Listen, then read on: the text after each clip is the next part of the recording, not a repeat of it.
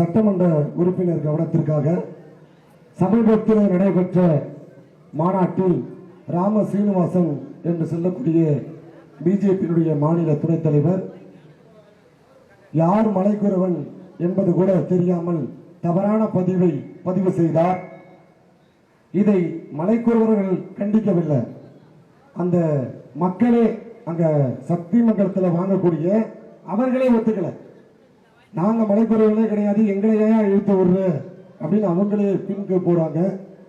அந்த வரலாறு தெரியாமல் பஞ்சம் பிழைக்க வந்தவர்களை, இந்த மண்ணுக்கு சொந்தம் இல்லாதவர்களை இப்படி தவறான அடையாளத்தை தமிழகத்தில் ஏற்படுத்திக் கொண்டிருக்கிறார்கள்.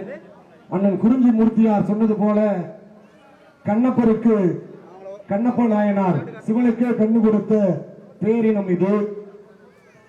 முருகன் மனமுடித்த உறவுக்காரர்கள் இவர்கள். கடவுளே இந்த சமூகத்தில் பின்தங்கி நசுக்கப்பட்டு ஒடுக்கப்பட்டு புறக்கணிக்கப்பட்ட மக்களாக இருக்கக்கூடிய இந்த பழங்குடி மக்களை தேடி வந்து திருமணம் செய்து கொண்டார்கள் என்பதைத்தான் ஊர்வலத்தில் வள்ளியும் முருகனுமாக இந்த சமூகத்தினுடைய பிரதிநிதிகளாக இங்கு காட்சிப்படுத்தப்பட்டது. இந்த வரலாறு மறக்கக்கூடாது என்பதற்காகத்தான் நாடு முழுவதும் ஆர்ப்பாட்டம் நடந்துச்சு.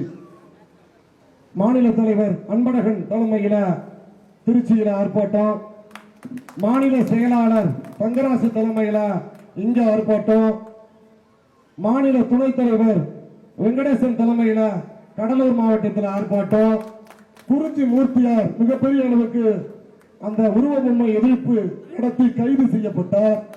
இப்படி பல இடங்களை கிளர்ச்சி இருந்தாங்க. அவர் வச்ச கோரிக்கைகளும் அற்புதமான கோரிக்கை. யாராவது ஒருத்தவன் தப்பு செஞ்சுட்டா அவனை மட்டும் குறிப்பிட்டு இந்த தெருவுக்காரன் இன்னார் தப்பு செஞ்சுட்டான்னு சொல்றாங்க. ஆனா இந்த மலைக்குறவர் சமூகத்தில் யாராவது தப்பு செஞ்சுட்டா ஒரு ஊரையே ஒரு சமூகத்தையே ஒட்டுமொத்தமாக இங்க இருக்கக்கூடியவர்கள் இப்படித்தான் அப்படின்னு சொல்ற அளவுக்கு ரொம்ப கீழா நடத்துறாங்க. நாயினும் கீழாய் நடத்தக்கூடிய நடைமுறையை பார்க்கிறோம். ஒரு பைக்கில் போகும்போது யாரு வேகமா போனாலும் கண்டுக்க மாட்டேங்கிறான். ஆனா அதுவே மலைக்குறவன்னு தெரிஞ்சு போச்சுன்னா நில்றா, வண்டியை நிறுத்துறா, சாவியை கொடுறா அப்படின்னு அடக்குமுறை அதிகமாக இருக்கிறது. இந்த திராவிட மாடல் அரசு எல்லோருக்குமான அரசு. நாங்களாம் புறக்கணிக்கப்பட்டு கிடக்கக்கூடிய மக்களுக்கு கை தூக்கி விட வேண்டும் என்பதுதான் கோரிக்கை, வேற ஒண்ணுமே இல்லை. சுழற்சி முறையில ஒரு கோரிக்கை. எங்க அதிகமா மலைக்குறவர்கள் இருக்கிறார்களோ அங்க தனி இடஒதுக்கீடு, உள்ஒதுக்கீடு. அதே மாதிரி பட்டியலின மக்களுக்கு, எஸ்சி மக்களுக்கு உள்ஒதுக்கீடு இருக்கு. அந்த இடத்துல மலைக்குறவர்கள் போட்டியிட முடியவில்லை.